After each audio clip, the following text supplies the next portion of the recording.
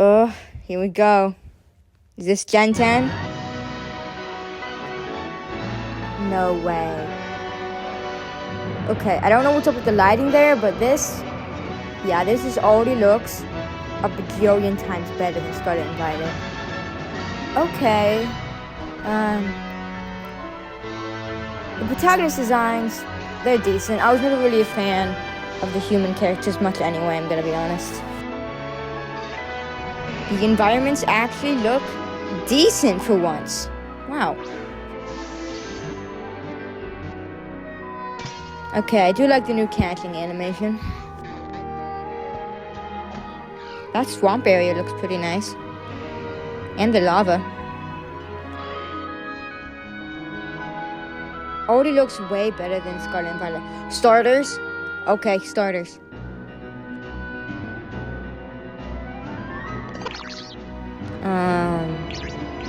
Okay, I like him. Giving me Violet vibes. Oh my God, bro. Oh, hell no, man. What? You think I'm about to... I'm not watching this! Look! I'm tired of it.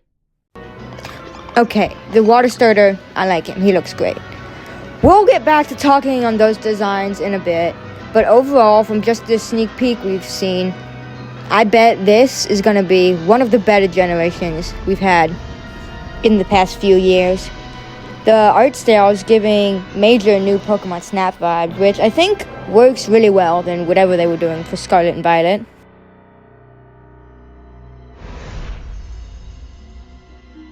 Alright, winds and waves. And yeah, the 2027 release date, that should maybe hopefully give me enough time to get a Switch too, because there's no way the Switch is gonna survive running this game. It's not coming to Switch. Alright, for those who are new, my name is Eiffel. I haven't really posted anything Pokemon related to this channel, but I have been a fan of the series for the majority of my life, and I'm also a creature designer. So I'm just here to give my thoughts on mainly the new Gen 10 reveal. So we'll be going through that today. First off, I want to say that one of, if not my favorite Pokemon games, is actually Sapphire. It was one of the first ones I played, and the Hoenn region, one of my favorites, definitely. And I feel like probably 85 to 90% of the designs in that region are just amazing. I know that's kind of like a common take. I feel like everybody really likes Hoenn, but yeah. I've played Scarlet and Violet. I've played Legends Arceus, and I got Sword and Shield as well. So I have a lot of the Switch titles. Story-wise, I feel like the best is probably Scarlet and Violet out of all those. But definitely gameplay-wise, Legends Arceus is definitely the best out of all those. It was honestly the only game out of those three that actually provided kind of like a real challenge. Like that Volo fight, that was difficult, dude. And that is something I feel like has been missing from some of the more modern games. So I'm hoping they actually add a bit of difficulty into Winds and Waves. I have not picked up Legends EA, and honestly, I don't think I will. I'm not planning on it. I've heard mixed reviews about the battle system. Just the graphics as a whole don't look that great. The new mega designs, I feel like, are the best part. Like the character design, I feel like they match the level of the original megas, most of them.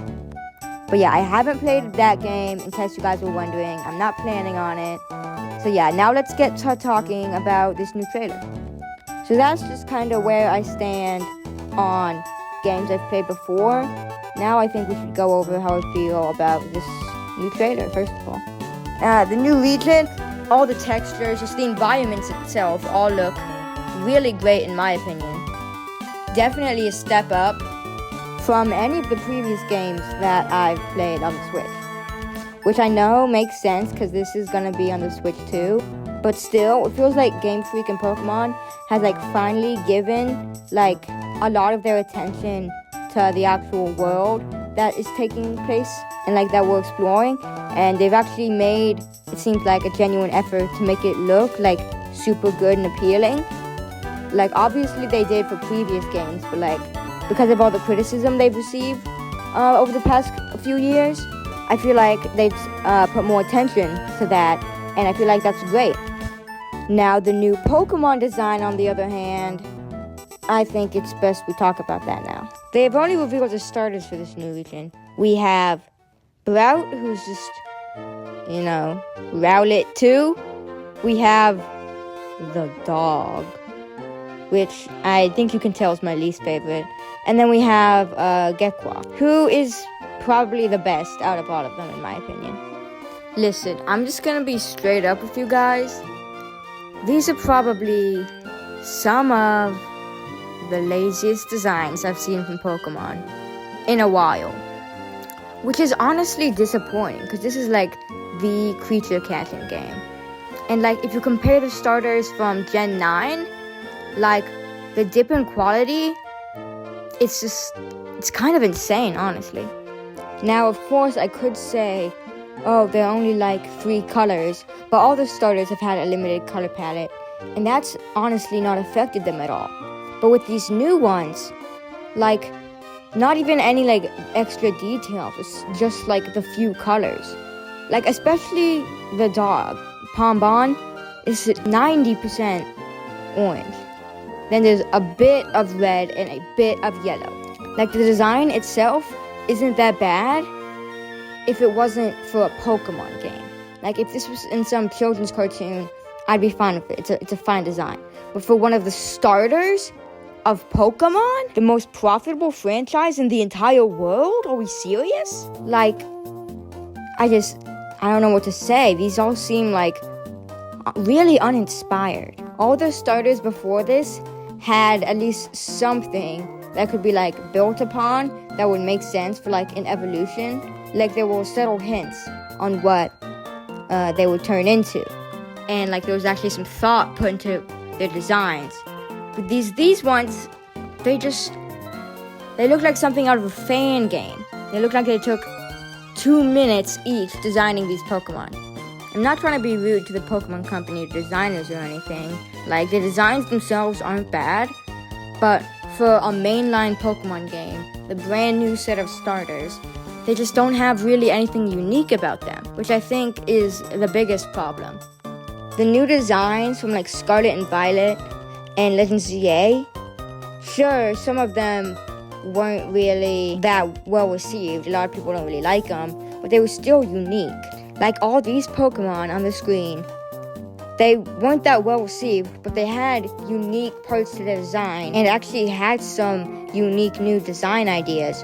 While these new starters look like what would happen if you asked ChatGPT to give you 3 creature ideas. Like, it seems like really basic, and honestly, they just don't feel like Pokemon. They don't feel like something that would really fit much into this world.